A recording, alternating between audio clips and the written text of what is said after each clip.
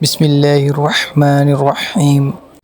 جس طرح تمہیں اس چیز سے فلاح نصیب ہوئی کہ میں نے تمہارے درمیان خود تم میں سے ایک رسول بھیجا جو تمہیں میری آیات سناتا ہے، تمہاری زندگیوں کو سنوارتا ہے، تمہیں کتاب اور حکمت کی تعلیم دیتا ہے اور تمہیں وہ باتیں سکھاتا ہے جو تم نہ جانتے تھے۔ لہٰذا تم مجھے یاد رکھو، میں تمہیں یاد رکھوں گا، اور میرا شکر ادا کرو، کفران نعمت نہ کرو۔ اے لوگو جو ایمان لائے ہو، صبر اور نماز سے مدد لو، اللہ صبر کرنے والوں کے ساتھ ہے۔ اور جو لوگ اللہ کی راہ میں مارے جائیں انہیں مردہ نہ کہو، ایسے لوگ تو حقیقت میں زندہ ہیں مگر تمہیں ان کی زندگی کا شعور نہیں ہوتا۔ اور ہم ضرور تمہیں خوف و خطر، فاقہ کشی، جان و مال کے نقصانات اور آمدنیوں کے گھاٹے میں مبتلا کر کے تمہاری آزمائش کریں گے۔ ان حالات میں جو لوگ صبر کریں اور جب کوئی مصیبت پڑے تو کہیں کہ ہم اللہ ہی کے ہیں اور اللہ ہی کی طرف ہمیں پلٹ کر جانا ہے۔ انہیں خوشخبری دے دو، ان پر ان کے رب کی طرف سے بڑی عنایت ہوگی، اس کی رحمت ان پر سایہ کرے گی، اور ایسے ہی لوگ راست رو ہیں۔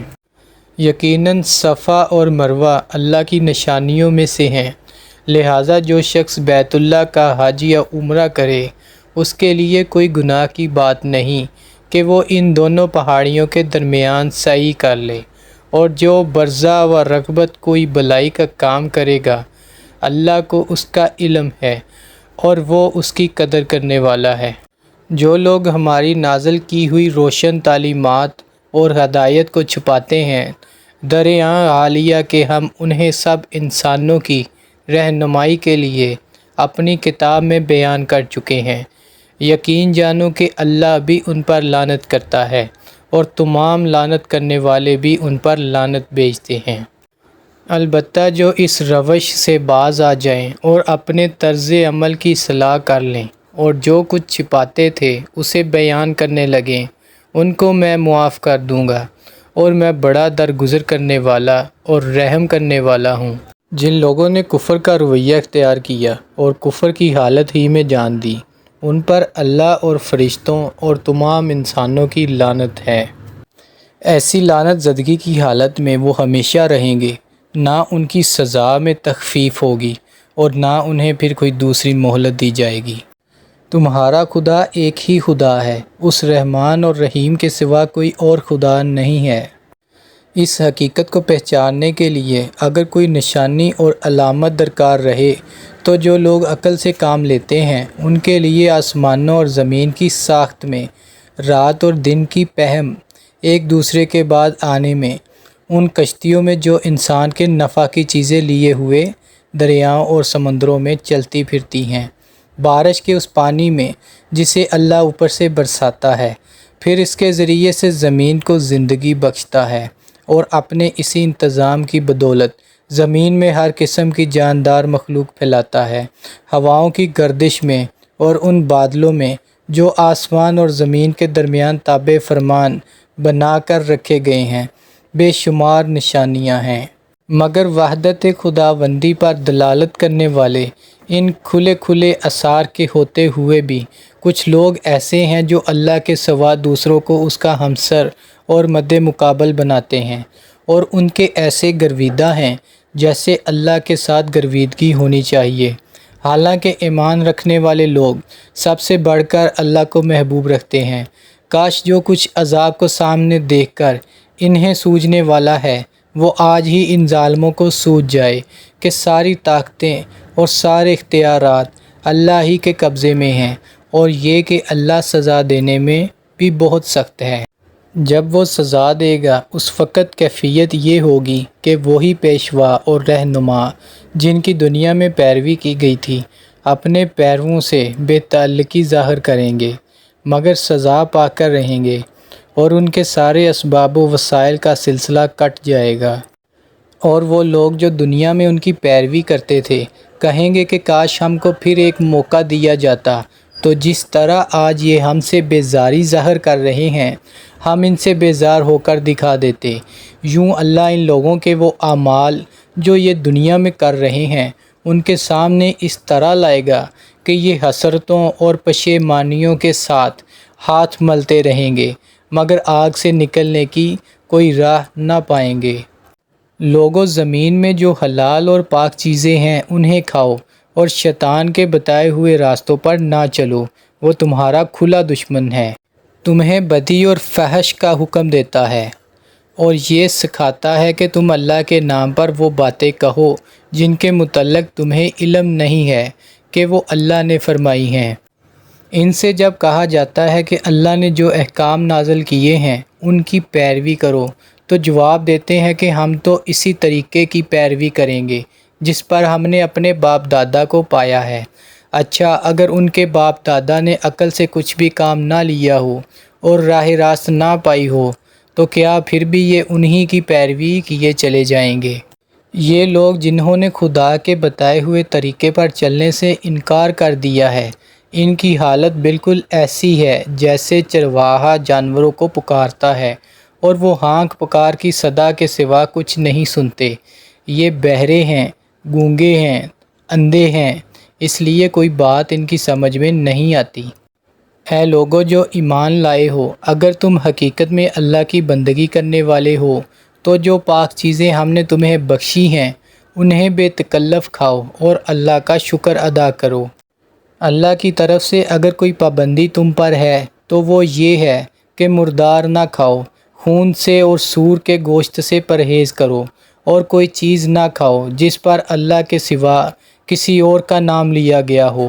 ہاں، جو شخص مجبوری کی حالت میں ہو اور وہ ان میں سے کوئی چیز کھا لے بغیر اس کے کہ وہ قانون شکنی کا ارادہ رکھتا ہو یا ضرورت کی حد سے تجاوز کرے تو اس پر کچھ گناہ نہیں، اللہ بخشنے والا اور رحم کرنے والا ہے۔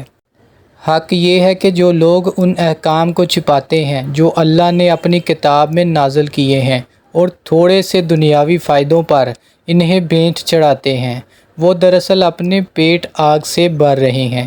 قیامت کے روز اللہ ہرگز ان سے بات نہ کرے گا، نہ انہیں پاکیزہ ٹھہرائے گا، اور ان کے لیے دردناک سزا ہے۔ یہ وہ لوگ ہیں جنہوں نے ہدایت کے بدلے ضلالت خریدی اور مغفرت کے بدلے عذاب مول لے لیا۔ کیسا عجیب ہے ان کا حوصلہ کہ جہنم کا عذاب برداشت کرنے کے لیے تیار ہیں۔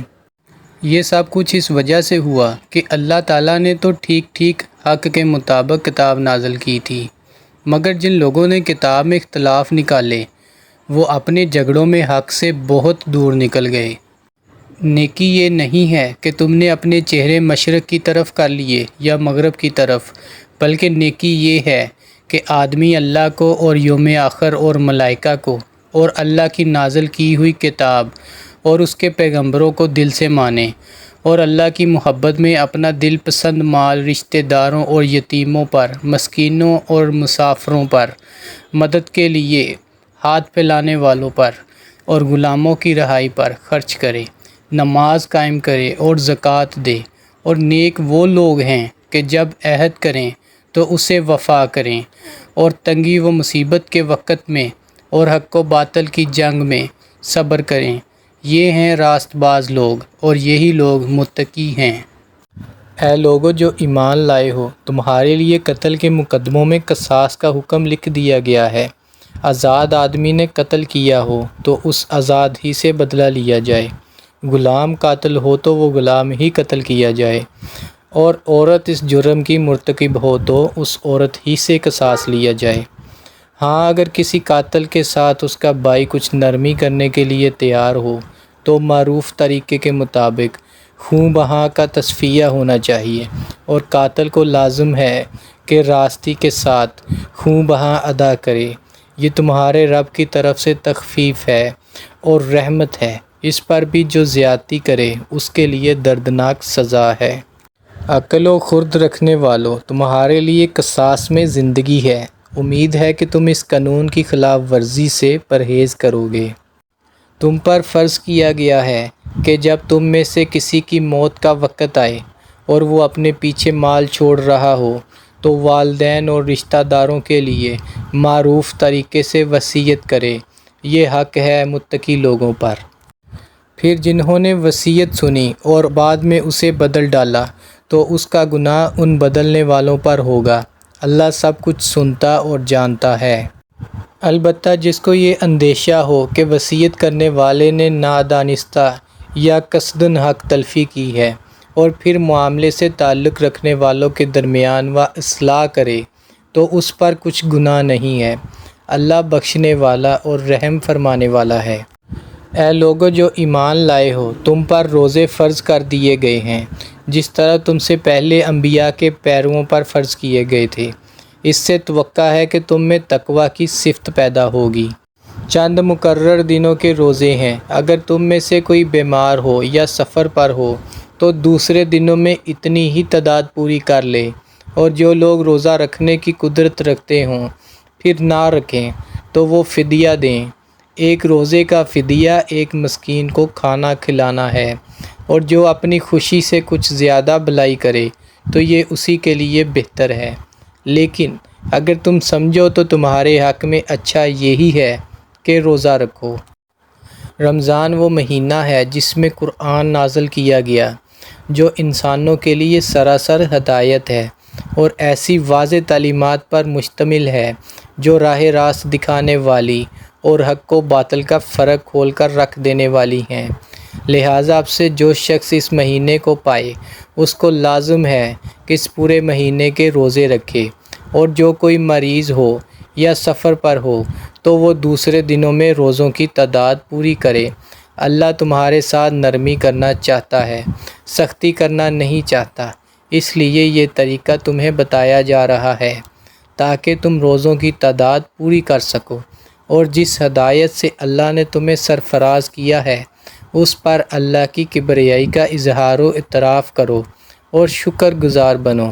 اور اے نبی صلی اللہ علیہ وآلہ وسلم، میرے بندے اگر تم سے میرے متعلق پوچھیں تو انہیں بتا دو کہ میں ان سے قریب ہی ہوں۔ پکارنے والا جب مجھے پکارتا ہے میں اس کی پکار سنتا اور جواب دیتا ہوں۔ لہٰذا انہیں چاہیے کہ میری دعوت پر لبیک کہیں اور مجھ پر ایمان لائیں۔ یہ بات تم انہیں سنا دو، شاید کہ وہ راہ راست پا لیں۔ تمہارے لیے روزوں کے زمانے میں راتوں کو اپنی بیویوں کے پاس جانا حلال کر دیا گیا ہے۔ وہ تمہارے لیے لباس ہیں اور تم ان کے لیے۔ اللہ کو معلوم ہو گیا کہ تم لوگ چپکے چپکے اپنے آپ سے خیانت کر رہے تھے، مگر اس نے تمہارا قصور معاف کر دیا اور تم سے درگزر فرمایا۔ اب تم اپنی بیویوں کے ساتھ شب باشی کرو، اور جو لطف اللہ نے تمہارے لیے جائز کر دیا ہے اسے حاصل کرو۔ نیز راتوں کو کھاؤ پیو یہاں تک کہ تم کو سیاہی شب کی دھاری سے سفید صبح کی دھاری نمایاں نظر آ جائے، تب یہ سب کام چھوڑ کر رات تک اپنا روزہ پورا کرو، اور جب تم مسجدوں میں معتکف ہو تو بیویوں سے مباشرت نہ کرو۔ یہ اللہ کی باندھی ہوئی حدیں ہیں، ان کے قریب نہ پھٹکنا۔ اس طرح اللہ اپنے احکام لوگوں کے لیے بصراحت بیان کرتا ہے۔ توقع ہے کہ وہ غلط رویے سے بچیں گے۔ اور تم لوگ نہ تو آپس میں ایک دوسرے کے مال نروا طریقے سے کھاؤ، اور نہ حاکموں کے آگے ان کو اس غرض کے لیے پیش کرو کہ تمہیں دوسروں کے مال کا کوئی حصہ قصداً ظالمانہ طریقے سے کھانے کا موقع مل جائے۔ لوگ تم سے چاند کی گھٹتی بڑھتی صورتوں کے متعلق پوچھتے ہیں۔ کہو یہ لوگوں کے لیے تاریخوں کی تعین کی اور حج کی علامتیں ہیں۔ نیز ان سے کہو یہ کوئی نیکی کا کام نہیں ہے کہ اپنے گھروں میں پیچھے کی طرف داخل ہوتے ہو۔ نیکی تو اصل میں یہ ہے کہ آدمی اللہ کی ناراضی سے بچے، لہٰذا تم اپنے گھروں میں دروازے ہی سے آیا کرو، البتہ اللہ سے ڈرتے رہو، شاید کہ تمہیں فلاح نصیب ہو جائے۔